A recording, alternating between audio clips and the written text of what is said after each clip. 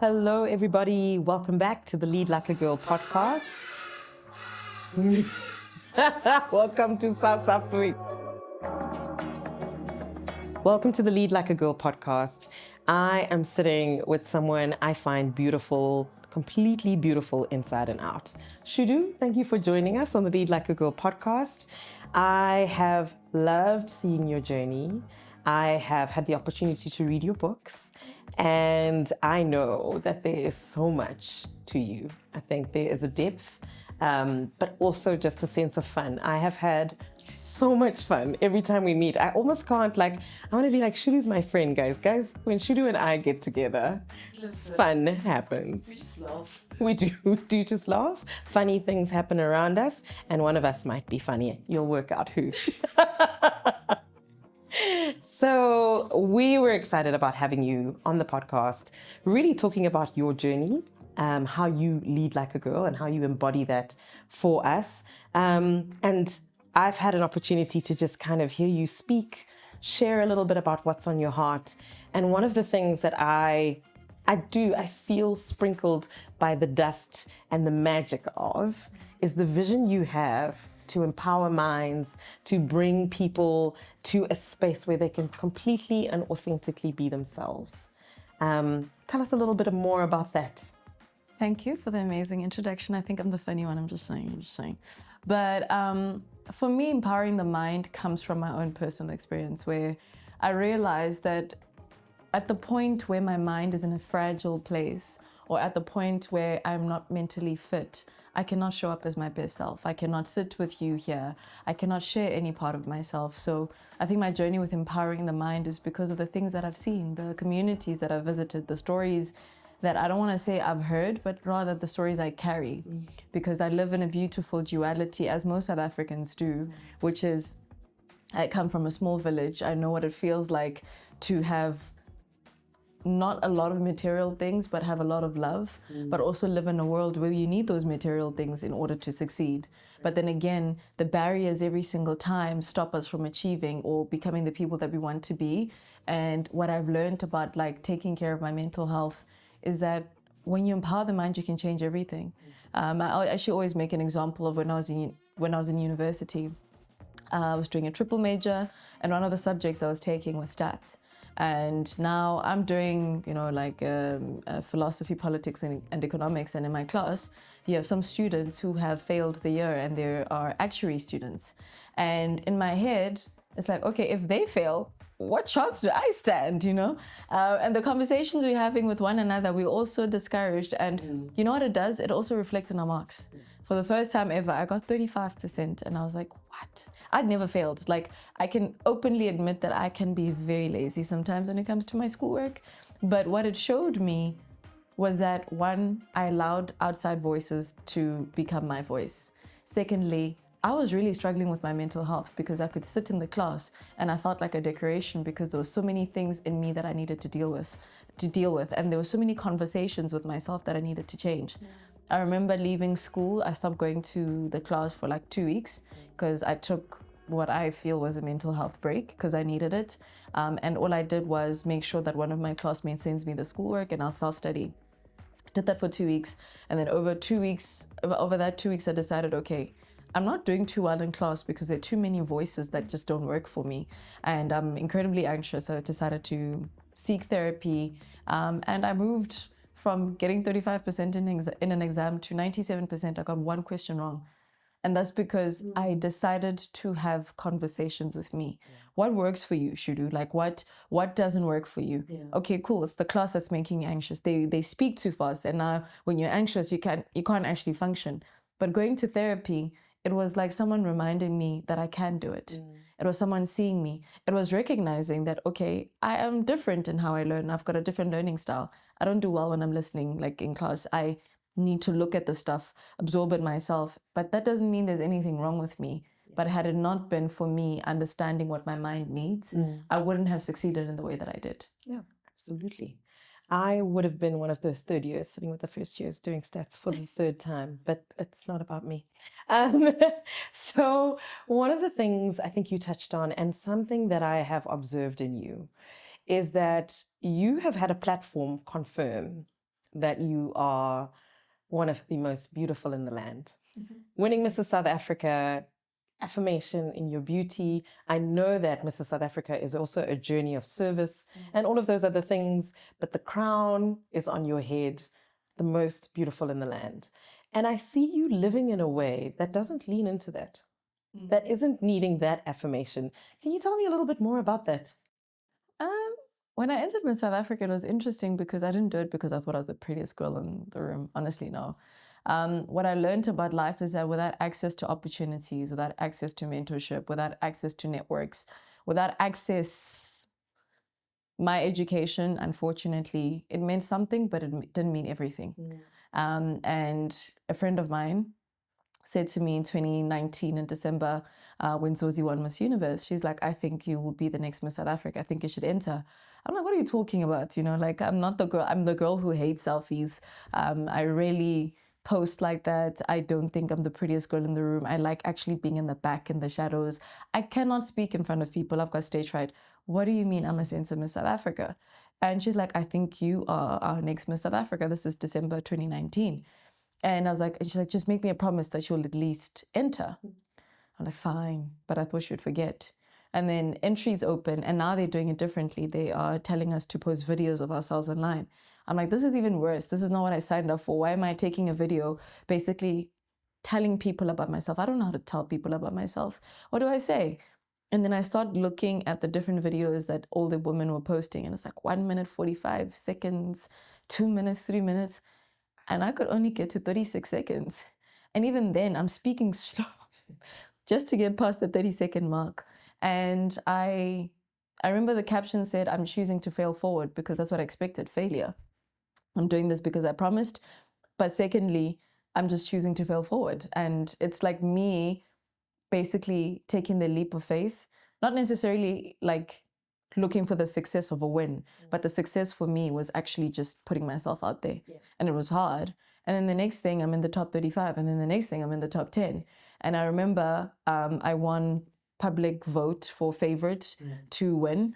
And there's like a whole tale around whoever wins favorite to win doesn't actually win the crown. And there was a whole thing. So in my head, I'm like, I'm not going to take it so seriously.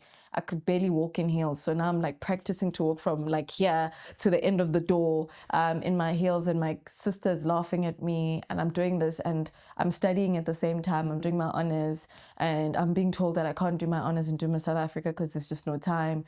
I'm like, hey, just watch me do it. I have no choice. I have to do both. And I remember the night before, the day before actually, I cried in my hotel room every night because I'm like, what am I doing? I don't know how to do this. I don't know how to speak when I have nothing to say.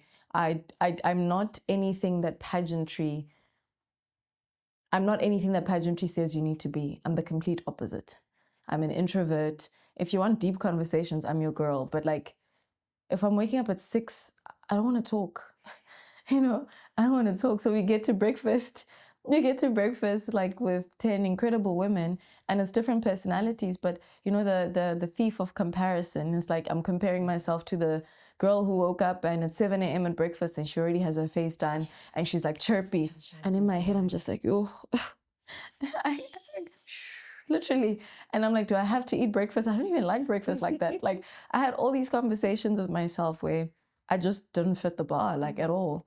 But I knew why I wanted to do it. I knew that, like, again, people just need to know about what you care about. Yeah.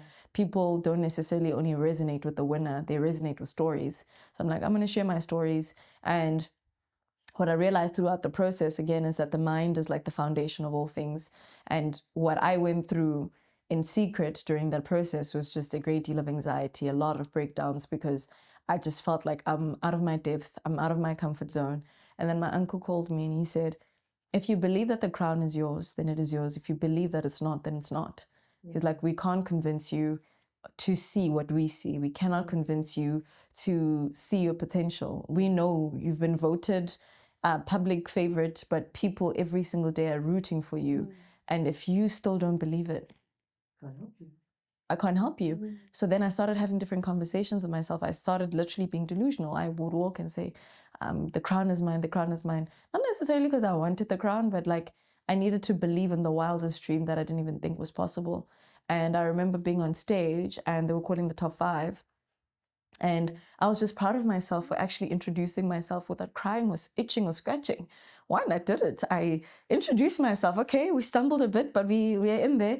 And then go back and come back in and you're changing dresses. And then started announcing the top 5. My name was the last to be called, but I actually accepted that me actually standing on the stage is a bigger victory than what I could ever expect. Then they call my name. I'm like, okay, all I want to do now, I don't want to win, but all I want to do now, I don't think I'll win. Not that I didn't want to win, but I don't think I'll win. I just want to say my final statement. My final statement was about mental health, that I believe that the mind is the powerhouse. The stats are alarming that 1 in 3 people are expected to suffer from mental illnesses in their lifetime. Stress is part of the spectrum of mental health. So if you suffer from stress, I hate to tell you, like you are not exempt from mental health in general. Mental health is as important as physical health. And I said the statement, and I remember I was in the top 3 was I in the top 3? I think I was in the top 3. No, I made it to the top 3 because of the statement. And for me, I was just proud of myself. Like, I said it. I said my statement and I remembered it. Yes, my voice was shaking, but I did that. That was enough for me. That was the win. And then they actually say my name. And I'm like, oh. And me being me, I do the woo sound, like, because I'm just like, what am I supposed to do? Woosa, like I literally did the woosa on stage because all I remember is Will Smith and Martin Lawrence doing that. And I just needed to like take in the moment because it felt like this is what happens when your mind, your heart, and your words are in alignment. Not just your words, but your mind, your heart, and your words are in alignment. And that's what happened. I changed how I thought. I changed the conversations that I had with myself. And the next day you wake up and all the newspapers are talking about mental health. It's like, oh, finally. Because people had been suffering in secret. It was COVID. People had lost family members. And what we're speaking about is money. Money is important, I get it, but let's also bring in mental health recovery into it, as much as we're bringing in physical recovery. But what I notice is that as human beings, our fundamental thing is that we want to be seen. We want to feel like we're not alone. We want to be reminded that it's okay to not be okay. We want to get off the hamster wheel of perfection and just have a conversation. It's like, when you ask me how I am, I want to feel safe enough to say, I'm not too good today, and not feel like I've done something wrong. So it was about shifting those conversations. Oh, yeah. It's a remarkably bright and beautiful mind that you have. And you shared something earlier. I think you were talking about your lessons in mental health, and it might have been a little bit earlier than that. But you talked about how initially, having experienced bullying, you became your own bully. I went cold. I was like, ooh, how we absorb the lies, absorb other people's hurt, and stop. We don't even need their voices anymore. We decide we're not a victim, but actually we take it on ourselves. And then you come into Mrs. South Africa, you've decided to do it, and you're like, well, I'm here, I'm showing up, I'm doing all the things. But on some level, someone's looking at you and saying, Shudu, do you believe it? Has your mind joined in agreement, in alignment with everything else that you're doing? And I just thought it was so, so powerful. Talk to us a little bit about that learning of, I am my own bully, but actually, unless my mind gets right and I become one of my own champions, believers, and cheerleaders, things can't change. It's a weird process, like going back to what my uncle said, right? Recognizing that you're bullying yourself and you've taken over. I just want to make this clear. I think bullying is abuse. Yes. I feel like bullying takes away from what it actually is. The word is there, but I feel like we should just call it abuse. Child abuse, that's what it is. And now adults in workplaces. So for me, I had to recognize that I had started abusing myself in the same way that my bullies did. And the thing about it, it's a form of self-harm. Like when you are taking over from them, like I remember one time when I was in grade 4, they made fun of my hair. So then for me, what I did was detach from my hair. But there's so many things that I was not ever meant to detach from. But it was a byproduct of me rebelling against what was said. But in that rebellion, I actually became my own worst enemy, It would be how I dress. Like, I could never tell myself I look nice. So when people give me compliments, I'm so sorry, but before I turned 26, if you gave me a compliment, I didn't believe you. Like, that was that was the truth. Yeah. And the shift for me came in when I really spoke to myself, obviously therapy, but like really looked at myself. Yeah.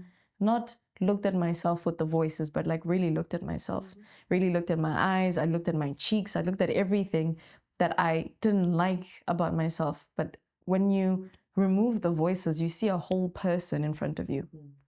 The person you're looking at in the mirror, that's a whole person. There's something about you when you smile that's like so you. Yeah. And for me, I used to make fun of my own eyes, like I've got in eyes, because a lot of people tell me I don't look very South African, but for me, when I smile, my eyes go smaller. But I can now start seeing the beauty in that, because that's something that's like a unique characteristic of me. The way I think, I'm an overthinker, but it's beautiful because I manage to execute things, crazy things all the time. I am overly, I turned being a perfectionist and trying to fit in, and I think the overcompensation, but I redirected that into the right things. I did Miss South Africa and wrote a 50-page thesis at the same time, but that's because I redirected my focus from, I can't do this, I'm trying to do this for this. I shifted it to, let me overcompensate here. Let everything you're telling me is wrong with me, or I've told myself is wrong with me, let me just redirect. And that's what I did. I wrote the paper. There was a professor who told me to drop out. I was top 10% of his class. And what I realized was the shift for me came from the conversations that I had with myself, came from a growth mindset of turning everything I thought was a weakness into a strength. So like shifting that, and I don't want it to be positive, toxic positivity, but more seeing the things that I had convinced myself and labeled myself as a strength. Yeah. The overthinking makes me deeply intuitive. Me wondering what you're thinking makes me want to really get to speak to you and talk to you. In my own right, because of everything that I've been through, I know how to heal through conversation. So I think the shift for me was recognizing, one, that I had taken over from my bullies. Two, that I had a choice. Yeah. I could live like this, where I can't even look at myself in the mirror, where I cry every day as soon as someone gives me a compliment, or when they give me a compliment, they tell me I look nice, I go look in the mirror to see if it's true. Like, people couldn't convince me of who I was. I needed to actually define that for myself. Yeah. Amazing. We're so glad you're seeing how amazing it is as well. It's incredibly powerful when you talk about seeing the weaknesses, seeing even just we were talking about facial expressions as people that are both now communicating over camera and all of that, and you kind of look at yourself and you think, oh my goodness, but those are the things that are really cute about us. Those are the things that are so uniquely us, like there's no Oprah face you can put on, there's no Gail face, there's no Tipi Makwetla, I wish I could be so smooth, you know what I mean? Like, it's us being us. And I think so many people need to hear that message and remind themselves about the authenticity and the magic that they bring when they are just being themselves. And the things you don't like about yourself, by the way, like even the camera face that we make or whatever, the concentrating face. My concentrating face is literally me, like this. But what I've noticed is that it invites other people to also show up with their imperfections. So to whoever's listening, whoever's watching, it's like knowing that she's not perfect. But I like that about this conversation because it's inviting me in, and it's such a beautiful thing. Just reflecting on that line that you used, abuse kills magic. And the fact that people that do face people that are bringing them down, the mental fatigue of constantly trying to even advocate for yourself, when no one else around you is believing.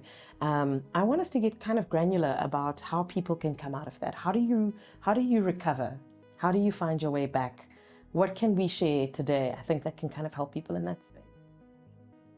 I'll be very honest when I say it's not a one-size-fits-all for different people. Yeah. I feel like the environment that you're in, the books that you read, because what's healing for me are the books that I read. Like, I read a book called What Happened to You by Oprah Winfrey and Dr. Bruce Perry. And I remember when I was reading that book, I actually listened to it because it's a conversation. And it said, we need to reframe what is wrong with me to what happened to me. Because once you validate the experience, well, they didn't say that, but again, for me, how I interpreted it is, for the longest time, because of bullying, all I would say is like, what's wrong with me? Every time I'd cry, what's wrong with me? Why do I feel this way when people compliment me? Why do I not believe it? I'm so weird, there's something wrong with me. But then when I reframe the question from what is wrong with me to what happened to me shouldn't have happened to me. I shouldn't have been bullied. I shouldn't have had people talk to me like that. None of those things should have happened.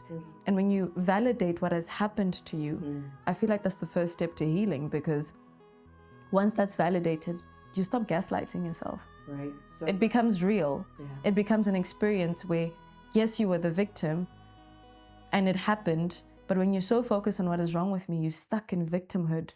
You're stuck in, like, I'm hurt, I'm hurting. Yeah. But what happened to you makes you face the realities of what it is. It wasn't my fault. Yeah. And you know what? Maybe what they felt was an intimidation, or they felt intimidated by my light. I look at where the evidence says I'm doing pretty well. Like, girl, if you win Miss South Africa and you still think you're not beautiful, you're the problem. But like, it's things like that where you have real conversations that you would have with your friends and say, stop. Like, literally, like, there's times where now, if a weird thought passes through my mind, I'm like, stop. Like, if I'm stressing, like I'm at school or whatever, stop. You're wasting time fixating on something that isn't even real. Yeah. I think I had a conversation, I think it was with Wuri Sani, or it was with an incredible woman. Her name is Nozi Poshabalala. So she's a conversation strategist. Yeah. And we're speaking about the power of words. And she said she had to get to a point where she differentiates between like what her feelings are telling her and the facts. Yes. So your feelings are not facts. And that's once you start realizing that the facts are, you won a beauty competition. So even if they called you ugly for 7 years, right? Evidence, right? That's data. Yeah. But not just external validation, but like acknowledging what has happened to you, realizing that it wasn't your fault, or it isn't your fault if you're still going through it. 3, realizing that you're in a position of power. Yeah. To be fair, if you are at work and someone is bullying you, you can actually report that person.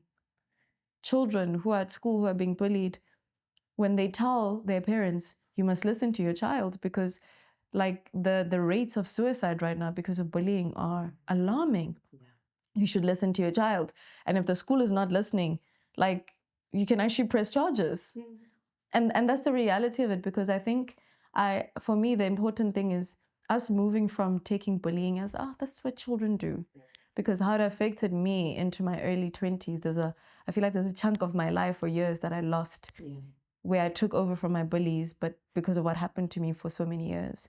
And there's so many parts of myself I'm regaining and healing. The healing is every day. The healing is every day, the boundaries that I'm setting, the things that I'm learning. But how I look at it is, if someone is going through that, if it was my child, I will go and report you at the police station, because I will not deal with a child for the next 20 years who self-loathes. So my thing is, when we're looking at bullying, abuse, or even abuse of self, we need to look at it for what it is. Let's stop giving it fancy terms of othering it. Abuse towards self means you need to seek help. Yes. I did that. Being abused through bullying or like harassment at work, that is something that you can report. But I think as a society, we've gotten to a point where just even thinking about women abuse, when we think about women abuse, we're othering it from actual violence. Yes. Gender-based violence, women abuse. No, it's violence. Why are you calling it women abuse? It's abuse. You are violating another person. According to the law, you should be arrested. But we have this thing where the pressing issues in our society, we keep othering them, putting them in a corner because we don't want to face them for what they are. Because that means we need to structurally change a lot of what is happening in our society. And that structural change, I think, comes, and you've said it, is in naming exactly what's going on and naming things correctly. Yes. There are people that are getting into the space of second-degree murder because you are causing someone else to want to end their life. Yeah.